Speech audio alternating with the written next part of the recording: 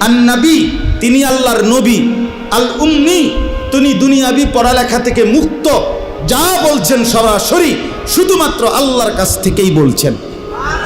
আল্লাযী ইউমিনু বিল্লাহি ওয়া কালিমাতিহি যিনি আল্লাহর সমস্ত কথা এবং আল্লাহর উপরে পরিপূর্ণ ঈমান রাখতেন। নবীজি আল্লাহ তাআলার সকল হুকুম পালন করছেন কিনা? কথা বলেন না। আল্লাহ তাআলার প্রতি পূর্ণ ইয়াকিন রাখতেন কিনা? তো আল্লাহ বলেন যিনি রসূল, যিনি নবী, যিনি দুনিয়াবি পড়ালেখা থেকে মুক্ত, যিনি আল্লাহর উপরে পূর্ণ ঈমান রাখতেন, যিনি আল্লাহর সমস্ত কথা মানতেন, সেই প্রিয়তম রসূলের উপরে তোমরা সকলেই ঈমান আনো। এরপরে বলেন ওয়াত্তাবিউহু, এই আমার কথা শেষ।